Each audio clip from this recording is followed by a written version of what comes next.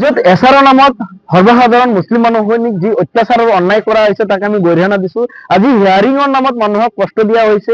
আজি আপোনালোকে দেখা পাইছে যেন ৰাতিটোৰ ভিতৰত এজন ব্যক্তি কেনেকৈ 400-500 মানুহৰ ওপৰত অভিযোগ কৰিব পাৰে। গতিকে ইয়াক কোনো পধ্যেই গ্ৰহণযোগ্য নহয় আৰু অভিযোগ কৰিলে বা তেওঁলোকে কিয় গ্ৰহণ কৰিব। গতিকে যিসকল BLO আছে বা যিসকলে ভোটাৰ তালিকাৰ সংশোধনৰ দায়িত্বত আছে তেওঁলোকক কিন্তু আমি আহ্বান জনাইছো আপোনালোকে ৰাইজক সহযোগ কৰক। কিন্তু কাৰোবাৰ পৰিচালনাত পৰি বা পলিটিকেল প্ৰেছাৰত যদি আপোনালোকে কাম কৰে সেয়া কিন্তু কোনো পধ্যে গ্ৰহণযোগ্য নহয়।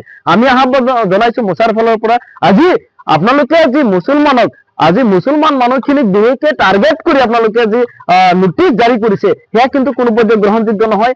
আজি যিসকল ব্যক্তিৰ NRCত নাম আছে তেওঁলোক NRC নাম অহাৰ পিছতো আজি তেওঁলোকক কি কৰিছে সন্দেহৰ আৱৰ্তত আনি তেওঁলোকৰ ওপৰত অভিযোগ আনি মিছামিছি হেৰাছমেণ্ট কৰা হৈ থকা হৈছে। গতিকে আমি বিচাৰিছো এছাৰত যাতে সম্পূৰ্ণৰূপে নীতিমতে কাম হয় আৰু কোনোবাই অভিযোগ কৰিলে কোনো গ্ৰহণ কৰিব লাগিব এয়া কোনো মানে নহয়। গতিকে আমি আহ্বান জনাইছো যে যিহেতু ভোট চুৰিৰ যিটো অভিযোগ আহিছে এনেকে যিটো মানুহখিনিক অত্যাচাৰ কৰা হৈ আছে বা আজি স্বদেশী মানুহক আপোনালোকে বিদেশী সজোৱাৰ যি ষড়যন্ত্ৰ আৰম্ভ কৰিছে সেয়া কিন্তু কোনো পধ্যে গ্ৰহণযোগ্য নহয়। গতিকে মোচাৰ ফালৰ পৰা আমি আহ্বান জনাইছো যেন এছাৰ প্ৰক্ৰিয়াত প্ৰকৃত ভাৰতীয় নাগৰিকৰ নাম যদি বাদ পৰে সেয়া কিন্তু কোনো পধ্যে গ্ৰহণযোগ্য নহয়। যিহেতু প্ৰত্যেকজনৰ নাম ফাইনেল আপোনাৰ NRC থকাৰ পিছতো তেওঁলোকে যাৱতীয় নথি পত্ৰ থকাৰ পিছতো আকৌ অভিযোগ কৰি এছামক ভোটাৰ অধিকাৰ খৰ্ব কৰাৰ পৰা ভোটাধিকাৰৰ পৰা বঞ্চিত কৰাৰ যি পৰিকল্পনা কৰিছে সেয়া বন্ধ হ'ব লাগিব।